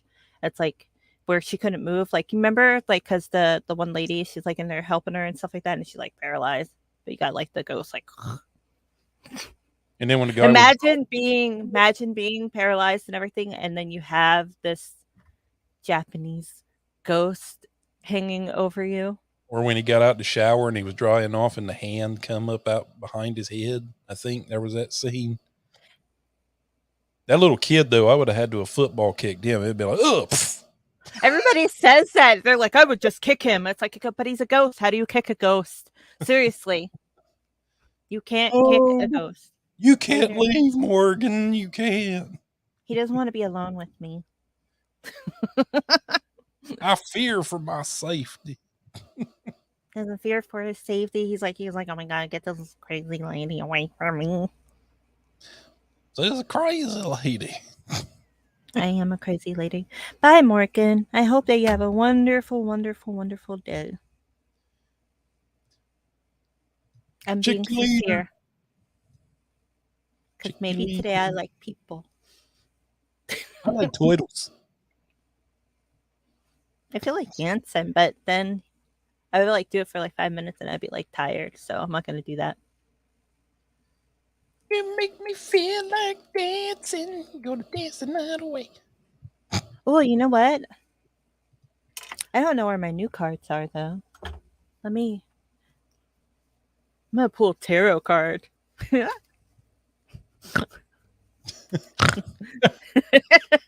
Leave me alone.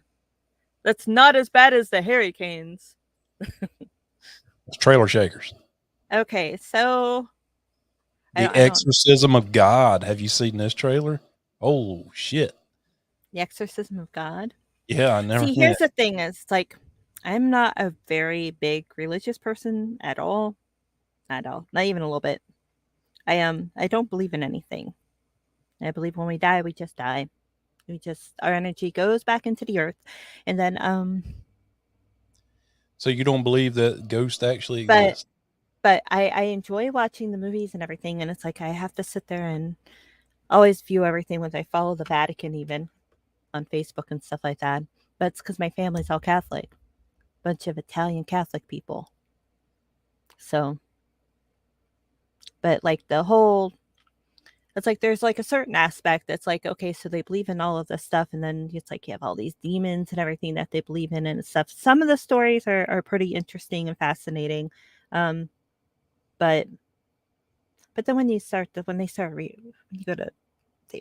go over anything with the Bibles, I freaking hate that part. That's the part I don't like. Well, being you don't like the supernatural movies, have you heard of the new movie called Black Phone with Ethan Hawke? I think I've heard of it. Where he's kidnapping children and killing them? No, I haven't. Well, that movie hasn't come out yet. No, I don't mind watching things like Supernatural and stuff like that, or even about Lucifer. I just find all the stuff like I find it fascinating. And then there's that whole argument like with the people like churchgoers, and then the people that like are Satanists, like how they all battle when they all believe in the same things. So it's like I don't want it to be full screen. I like watching the movies and everything, but it's just like certain other aspects. There we go. And see if I can get it to share again. Do.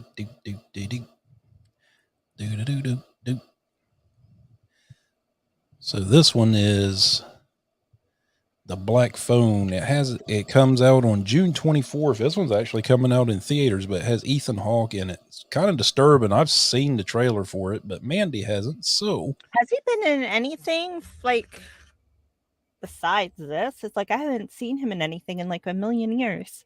yeah, he's been in a few movies, but everybody kind of knows him from The Explorers with River Phoenix, But No, it's like what has he been in recently?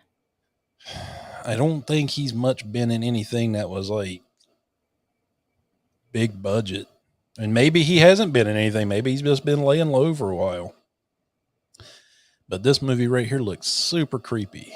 And without any further ado, The Black Phone from Universal Pictures in theaters on June 24th. What's it based off of, though? Is it based off of anything? Where you going? I'm staying over at Susie's. Maybe. What's new? The flyer. You hear it okay? The papers call him the grabber. I wish you would call him that. You Okay. don't actually believe that story, do you? Because he can't hear you, and he doesn't really take kids that safe.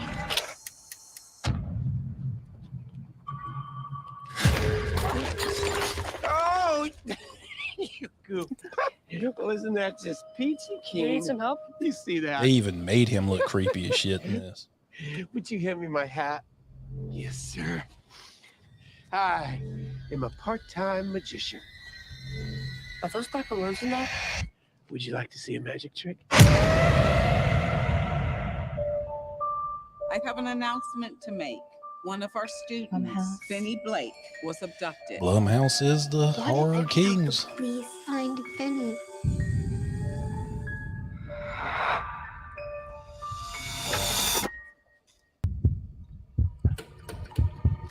Doesn't work. Not since I was a kid. They said Tom Savini designed that mask for him. Daddy, I had a dream about it. What happened in your dream? He was taken. By a man with black balloons. Yes. We never released those details.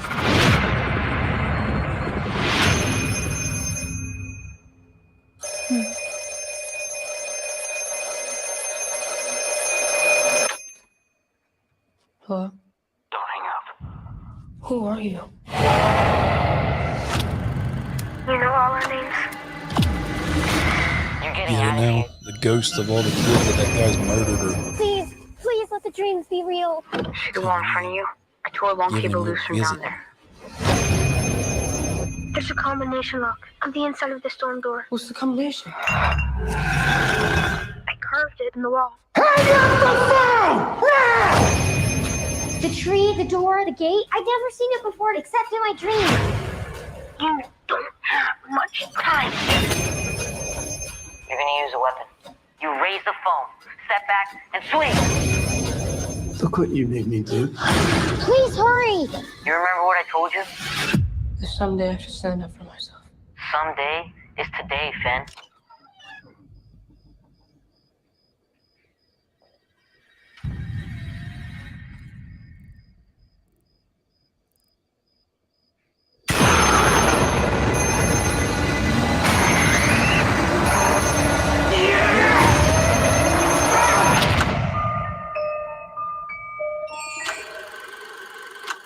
Yeah, it was supposed to come out on February 4th, but they pushed it to June. How come they pushed it? I think a If lot you're of trying it to was make due to the real whole money online, pandemic. you need to stop shit with the going dropshipping, on. Amazon FBA, affiliate marketing, MLM, whatever else people are shouting. It's saying here that that is based on Joe Hill's short story from the best-selling book 20th Century Ghost. So it's a short story, and now I didn't know about this, so I kind of want to get this book now. You know who Joe Hill is, right? Yeah. He writes comics, but he also did Lock and Key and all those other books. Yeah. I didn't know about this, though. He also had a Basket Full of Heads was another book he did where this girl has like literally a picnic basket with heads in it. He was Stephen King's protege, I think, Joe Hill. Kind of learned under the master. Yeah. I was thinking that's what the yellow raincoat was, like a salute to. Yeah, the whole it. Yeah. Pennywise, the dancing clown. But then that whole ghost thing, though, like the whole story, I was just getting the feeling from like The Shining and stuff, especially like with Dr. Sleep. So you can definitely tell that Stephen King is a huge influence. Hey, you can't ask for no better than your Jedi to be Mr. Stephen King, to be a Padawan too, that is. I want to go see this movie Cursed, but haven't gotten around to it. The Cursed or whatever it's called. It's supposed to be a werewolf film. Ooh. Did I miss that too? I'm missing everything. Everything. Well, here's a shit. Stupid ad get over with, and I'll let you see a movie clip of The Cursed.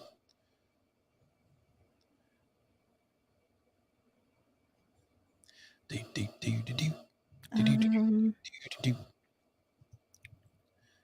me see. So here's The Cursed trailer number 1.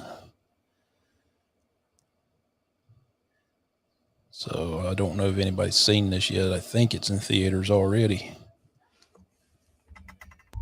We've all dreamt of hey, here you go, Mandy. curse this land.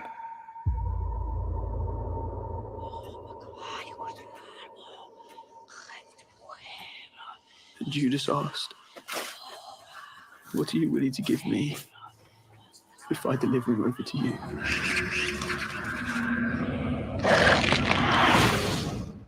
We will all pay for the sins made by our elders. Oh, Scarecrow that does that. I don't. I do. Regarding their son, I don't want no Jeepers Creepers shit out in my garden. Maybe connected to what I you've been do. looking for. Take it this movie is basically around the, I don't know necessarily Victorian era, but definitely 1700s. Did the girl see what attacked them? 1600, 1700. Just because of the one outfit, because of the maid outfit, it looked like the 1800s. No? Could be. It looks like the 1800s, like the late 1800s. All them flintlocks. Land's been cursed.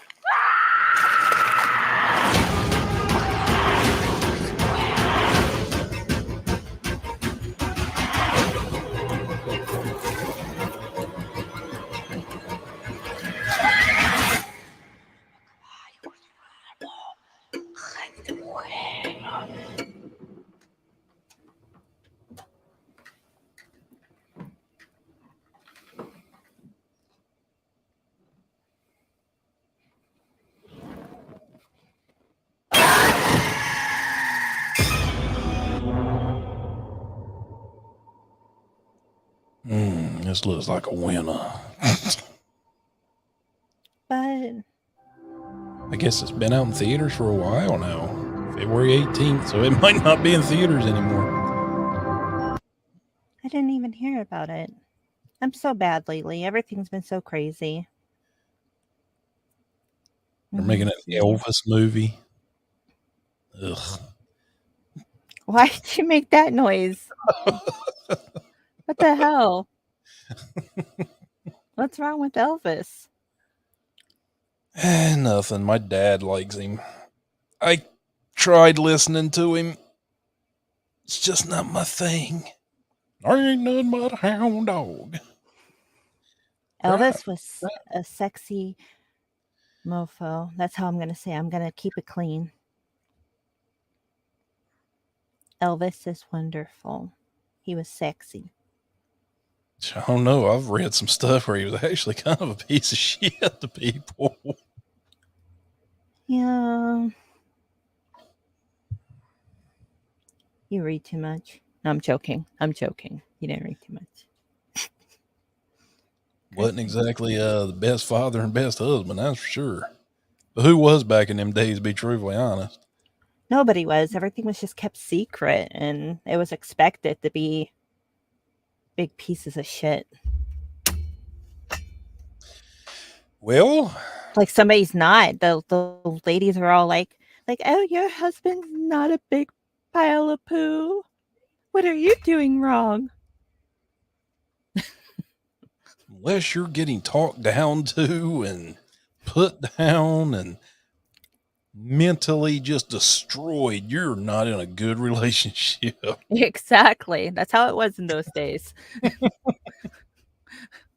Unless your husband's out screwing. Your husband only has one mistress? Oh my. What a loser.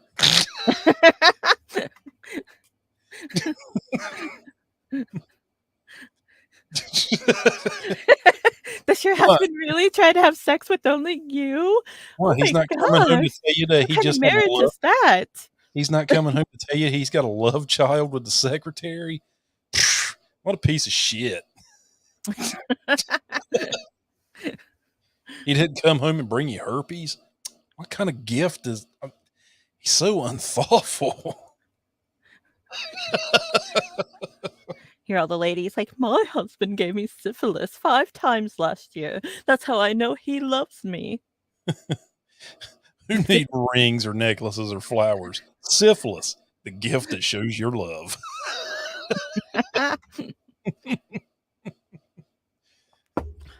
You know how I know my husband loves me? Every time my crotch gets itchy. Oh my God. If my husband didn't have like 5 other mistresses, like my vagina would look like a roast beef sandwich. True story. Oh, You had to think about it. and I had wanted Arby's today, and now I can't eat that shit. No more Arby's for you. Nope. Sorry, Arby's. I know you all has the meats, but I can't today.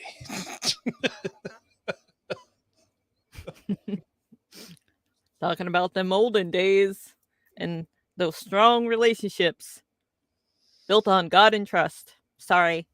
Yeah, Sorry. When your women were confined to the kitchen and the in the bedroom, that was it. No rights. You didn't need them. I'm gonna live with this piece of shit that drinks 2 bottles of liquor every day and smokes 5 packs of cigarettes. Who goes out and fucks everybody in the neighborhood. I want one of those. My mind went completely in a different direction. It's like I want to wake up and have somebody, like, I want it to be all like black and white, and it's like, and I want those old fashioned like TV breakfast going on. You know what the perfect husband for me is? What? The one that Did you just say for you? Did you really just say the perfect husband for you? The one for me is when I wake up first thing in the morning, he's screaming in my face. That's true. Telling me what kind of a loser I am.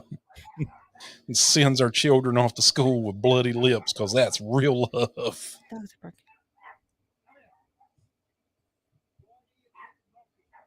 Sounds like we he's have arguing. company. I believe that's what that means. Or that, or he's just like, I'm going to eat your stepdad. Well, there's 2 of them, okay? It's like one of them's mixed. I know one of them has to be mixed, but yeah, Jax is the miniature Chihuahua, but the other one, his name is Blue, and he was supposed to be what Jax is, but Blue is a lot bigger, so somebody lied there.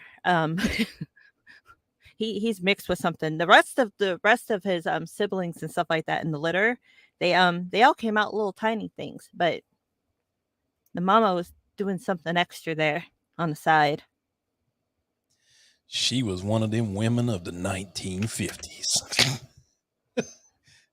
Sleeping with one of those men of the 1950s. The 1950s. Everybody was trash. It's like trying to find out why the dogs are barking. Every time I read history books, every time I read history books, people that had fathers in the 1950s, they were all pieces of shit to their family. You know what I don't get? It's like how it was expected or something like that. It's like everybody kept things hushed about all the bad things like the guy would do, like for the relationships and everything like that. But it's like, but if a woman went and did the same thing that the guy did, whore. She's it's a like, whore. oh my gosh. It's like talk. I mean, it's like I don't even have words for it. I really don't have the words for it right now. It's like, wow, you were just involved in a gangbang and everybody's high-fiving you, but she did it and she's the slut out of the group. I could get more vulgar, but I'm trying not to have YouTube. It's like if the woman does it, it's like, and the men that would get so upset, and it's like, well, like you said, it's like he could have been in like some type of gangbang thing, and it's like, and then his wife goes and does the same thing, and it's like, how dare she? And he probably would murder her. But it's so freaking crazy. Look, guys, if you all participate in that type of thing, I'm just going to go ahead and say I'm not one to judge, but it's kind of nasty because you're literally sticking your wee-wee where somebody else's wee-wee was just at. So, yeah. I'm just wondering, it's like, how do guys like that, though? It's like, how are they okay with it? It's like, I'm not. I'm leaving the party. Hey, John, it's your turn. No, I'm good, man. Just hand it off to him. I'm going home. It's so, I don't know. Thanks I don't know. for It's like, do you like pass it along and be like, oh, okay, now it's, thanks for keeping it like, I don't know, toasty or something. Ugh. It's like, and do you take the girl and call her like your little like Bavarian cream donut or something? I don't know. I mean, you can't make eye contact with her and be like, it's like, here, come here, my little Twinkie. Can we date? Because she's like stuffed with stuff. You know what my nickname for you is, baby? Hostess.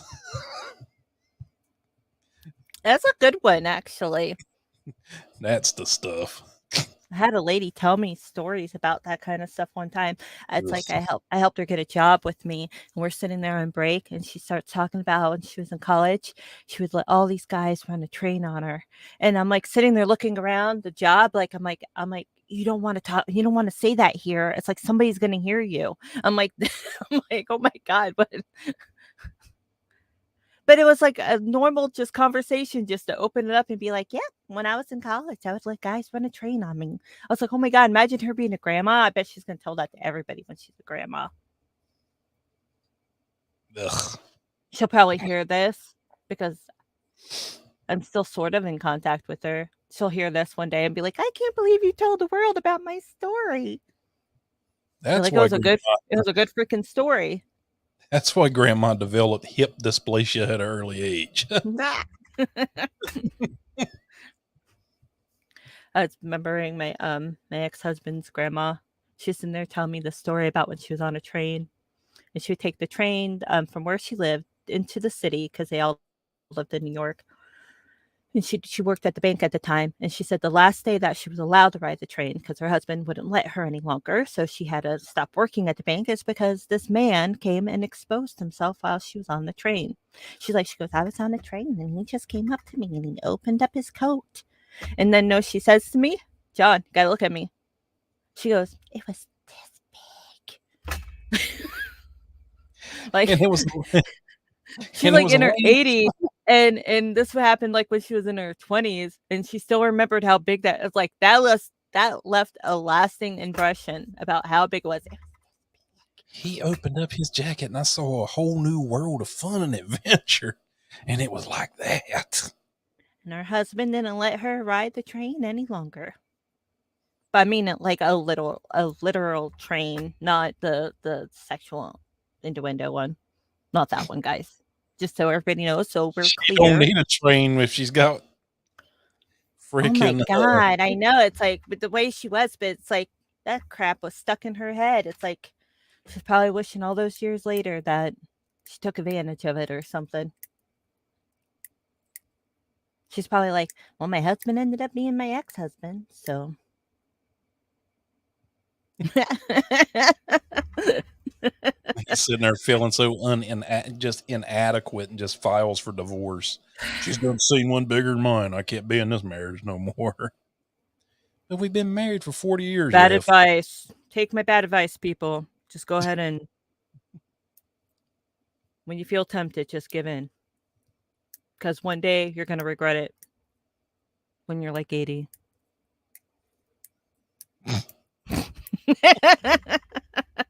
John's like, that's horrible. Well,